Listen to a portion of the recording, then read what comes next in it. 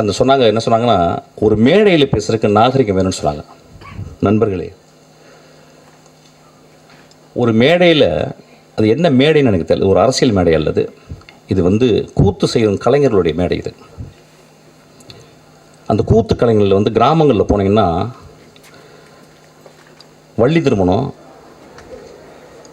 நிறைய நாடகங்களில் பார்த்திங்கன்னா, அந்த நாடகத்தில் ஒரு 12 மணிக்கு ஒரு பப்பனும் ஒரு டான்ஸ்காரியும் பேசுவாங்க. அது தமிழகம் முழுதும் தெரியும். அது ரொம்ப கூசுகிற வார்த்தைகள் பேசுவாங்க. அது ஏன்னா அது ஒரு மக்களுக்கு அது ஒரு விதமான ஒரு வெளிப்பாடு, அது ஒரு விதமான நகைச்சுவை. அந்த நகைச்சுவையின் அடிப்படையில் தான் அன்றைக்கி நான் பேசினேன். ஆக்சுவலாக யாரையும் புண்படுத்தணும் பேசவே இல்லை. ஏன்னா ஒரு படத்தினுடைய விழாக்கு வந்திருக்கேன். அந்த படத்தை பற்றி நான் பேசணும். அந்த படம் என் ஆன்மாவுக்குள்ளே சென்றுச்சு. அந்த படம் பெருசாக ஓடிச்சுனா கூட எனக்கு தெரியல. இப்போ அந்த படத்தினுடைய நடிகர்கள், அந்த படத்தினுடைய இயக்குனர், அந்த படத்தை தயாரித்தவர்கள் அவ்வளோ அழகான விஷயம் பண்ணியிருக்காங்க. அதை பேசணும்னு நினச்சேன். அதை பேசுகிறதுக்கு இந்த படம் நல்லா இருக்குது, இந்த படம் இப்படி இருந்தால் நல்லாயிருக்கும்னு நான் பேசுகிறதில்ல. என் மனதில் ஆழத்துலேருந்து தான் பேசினேன். அது பேசுனது உங்களுக்கு பாதிச்சிருக்கு. நான் கேட்குறேன், திருக்குறளில் காமத்துப்பால் இல்லையா, பெருமாள் முருகன் எழுதின சங்கத்தில் எத்தனை தடவை அல்குல் என்ற வார்த்தையில் உபயோகித்திருக்காங்கன்னு சொல்லி அவருடைய கட்டுரையில் இருக்கு. இப்படி நான் சொல்லிக்கிட்டே போகலாம். ரொம்ப நாளைக்கு முந்தி ஒரு படம் வந்துச்சு. அந்த படத்தின் பேர் இருட்டறைக்குள் முரட்டு குத்துக்கள். நெஞ்ச தொட்டு சொல்லுவோம்.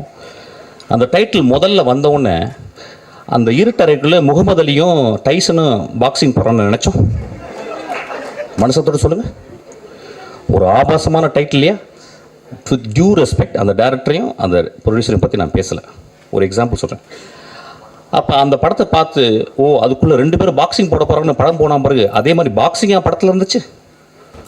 இப்போ இந்த 10 வருடங்களில் மோசமான விரச காட்சிகளை கொண்ட படம் இல்லையாவது.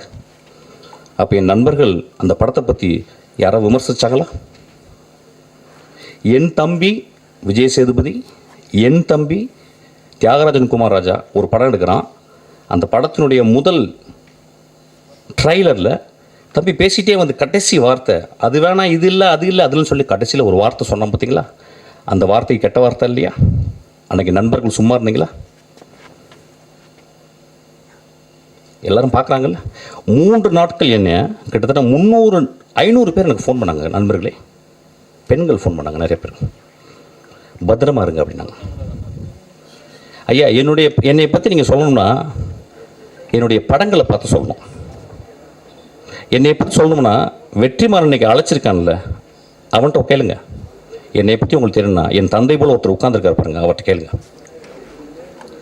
நீங்கள் நேராக என்கிட்ட ஃபோன் பண்ணி திட்டலாம், பேசலாம். எவ்வளவு 3 நாட்கள் எல்லா தொலைக்காட்சியில் நான் தான் இருந்தேன்.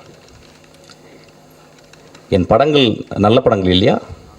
என் படங்களில் சமூக கருத்து சொல்லலையா? என் படங்கள் பேரன்பு இல்லையா? நான் உடனே ஒரு பெரிய ஒரு ஆக்டர்கிட்ட போய் கதை சொல்லி நான் பெருசாக வின் பண்ண நினைக்கலையா? நான் கமல் சார்கிட்ட போயிட்டு திரும்பி வந்துட்டேன். ரஜினி சாருக்கு எனக்கு சொல்ல வாய்ப்பு கிடைச்சிது, நான் சொல்லாமல் வந்துட்டேன். படங்களை நேசிப்பவன் இல்லையா? படங்களையும் மனிதர்களையும் மனித இனங்களையும் பிராணிகளையும் இயற்கையும் நேசிப்பவன் ஐயா நான். எனக்கு நீங்கள் சொல்கிறீங்க ஆபாசமாக இருக்கிறேன்னு சொல்லிட்டு. பிசாசு 2ல் என் குழந்தை ஆண்ட்ரியா அவர்கிட்ட கதை சொன்னேன். அதில் ஒரு தாய்க்குள்ள பேய். அப்போ சொன்ன அந்த பேய் நிறைய விரசமாக இருக்கிறா, அதுக்கு நிறையா நிர்வாண காட்சிகள் தேவைம்மா, நடிக்க முடியுமான்னு கேட்டேன். அவள் அந்த கதையை கேட்டு சொன்னான், நடிக்கிறேன் ஐயான்னா. நான் என்ன பண்ணேன், அதுக்கு ஒரு ஃபோட்டோ ஷூட் பண்ணேன். அந்த ஃபோட்டோ ஷூட்டு ஒரு பெண்ணால் எடுக்கப்பட்ட ஒரு ஃபோட்டோ ஷூட்டு ரெடி ஆயிடுச்சு.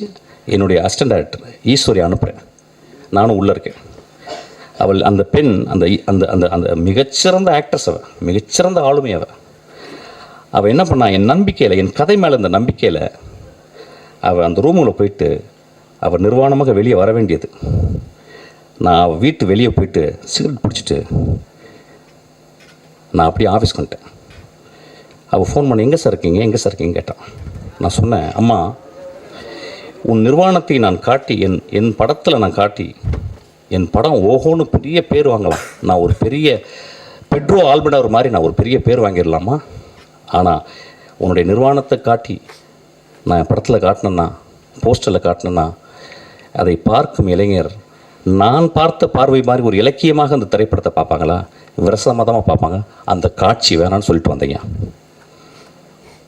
அந்த காட்சி நான் ஒரு ஃபோட்டோ எடுத்தாந்து நான் போஸ்டரில் போட்டிருந்தா இந்நேரம் அந்த படம் ரிலீஸ் ஆகிருக்கும். 2 வருடம் அந்த படம் வந்து கேனில் இருக்குது. அந்த படத்தை பார்த்த ஒரு மனுஷன் வெற்றிமாறன் உட்காந்துருக்கான். அதை பார்த்துட்டு சாயங்காலம் எனக்கு ஒரு மெசேஜ் பண்ணால், இந்த இரவு முழுதும் என்னால் பேச முடியாது, நான் காலையில் போன்றேன் மிஸ்கின் அப்படின்னு சொன்னான். அந்த குழந்தைக்கு, அந்த ஆன்டிகா ஒரு மிகப்பெரிய அவார்டு இன்டர்நேஷ்னல் லெவலில் அவளுக்கு ரெக்கக்னிஷன் கிடச்சிருக்கும். அந்த படம் ஓடாமல் இருக்குது. நான் சினிமாவை நேசிப்பவன் இல்லையா? சினிமாவையும் சினிமா மேடையும் சினிமா மனிதர்களையும் நேசித்து கொண்டே இருக்கிறேன். எனக்கு அதை தவிர வேறு வேலையே கிடையாது. நான் ஓனாய் ஆட்டுக்குட்டி பண்ணேன். அது முதல் நாள் ரிலீஸ் ஆக விடலை, உங்களுக்கு தெரியாது. அன்றைக்கி மறுநாள் நைட்டு ரிலீஸ் ஆச்சு. 10 நாளுக்கு அப்புறம் அதை டிவி ரைட்ஸ் வாங்க வந்தாங்க. அப்போ எனக்கு நெருக்கமான மனிதன், ஒரு பெரிய இயக்குனர் என்னை கூப்பிட்டு போய் உனக்கு நிறைய காசு வாங்கி தரேன்டான்னு கூப்பிட்டு போனார். ஒரு பெரிய ரூமுக்குள்ளே போனான் ஐயா. அவன் என் நண்பன். அவன் 20 பேர் இருந்தாங்க அந்த ரூமுக்குள்ளே. 75 லட்சம் ரூபாய்க்கு நீ டிவி ரைட்ஸ் கொடுத்தா கொடு அப்படின்னாங்க. நான் சொன்னேன், ஐயா நான் ரொம்ப கஷ்டப்பட்டு எடுத்திருக்கேன், இந்த படம் நல்ல படம், ஒரு 2 ரூபா கொடுங்க. ஏன்னு கொடுக்க மாட்டேன் சொல்லிகிட்டே இருக்காங்க. அப்போ தான் எனக்கு தெரிஞ்சது 20 தடியர்களை உள்ளே வைத்து என்னை மிரட்டி என்னை கையெழுத்து போட வச்சாங்க. 75 லட்சம் ரூபா கொடுத்தாங்க. அந்த திரைப்படம் அந்த சேனலில் இது வரைக்கும் 80 வாட்டி ரிலீஸ் ஆயிருக்கு. அந்த செக் எடுத்தாந்து அவங்கள்ட்ட நான் கிழிச்சு போட்டுட்டு சொன்னேன், ஐயா நான் சென்னைக்கு வரும்போது ஒரு வெள்ளை பேப்பரும் ஒரு பென்சில் தான் எடுத்துகிட்டு வந்தேன். அவ்வளோ வறுமையான குடும்பத்துலேருந்து வந்தவன். நான் கஷ்டப்பட்டு திரும்பி வருவேன். என்ன நான் கஷ்டப்பட்டு இந்த மேடையில் நின்றுருக்கேன். எண்ணம் அதில் 4 பேர் இறந்து போயிட்டாங்க. அந்த எனக்கு துரோகம் செஞ்சாலும் அந்த மனுஷன் அவன் ஒரு பெரிய டைரக்டர் இருக்கான். ஒவ்வொரு தருணமும் நான் துரோகத்தை அனுபவித்துக் கொண்டே இருக்கிறேன். எப்படி ஒரு சக மனிதனை பார்த்து என்னால் மோசமாக பேச முடியும்? பேசுறதுக்கு ரீசனா? பேச வேண்டிய கட்டாயம் ஐயா. ஒரு விழாவில் வந்து அந்த விழாவை நான் கூடி விற்கிறோம். எதுக்கு நான் கொட்டுக்காலிக்கு நேக்கடாக நிற்கிறேன்னு சொன்னேன்? அப்படியாவது கவனத்தை ஈர்க்கணும்னு நினைக்கிறேன். இந்த படத்துக்கு நான் இப்போ பேசுறதுக்கு அப்படியாவது இந்த படத்தை கவனத்தை ஈர்க்கிறது. எனக்கு அவ்வளோ புத்தகம், 40 வருஷம் புத்தகம் படிக்கிறதுக்கு எனக்கு டைமே இல்லை. 40 வருஷம் படிக்க வேண்டிய புத்தகம் இருக்குது. அவ்வளோ மனிதர்கள் நேசிக்க வேண்டியது இருக்குது. அவ்வளோ கண்ட்ரி நான் விசிட் பண்ண வேண்டியது இருக்குது. மன்னிப்பு கேட்டதுக்கு என்றைக்குமே தயங்க மாட்டேங்க. உதிரிப்பூக்களில் ஒரு சீன் வரும், கடைசி சீனு. அதில் வந்து அந்த மோசமான மனிதன், அந்த ஈவில், அவன் கடைசியில் சொல்லுவான் அந்த ஊர் மக்களை பார்த்து. ஊர் மக்கள் சொல்லுவாங்க, நீ சாப்பிடாமாங்க. அவன் சொல்லலாம், எனக்கு ரொம்ப வருத்தம், இவ்வளோ நாள் கெட்டவனாக இருந்தேன், உங்களை நான் வந்து எல்லாரையும் கெட்டவனாக்கிட்டேன், அது ரொம்ப வருத்தமாக இருக்கேன். நண்பர்களே, நான் உங்கள் முன் மண்டியிட்டு மன்னிப்பு கேட்டு உங்களை எல்லாரும் நான் கடவுளாக்குகிறேன். நன்றி.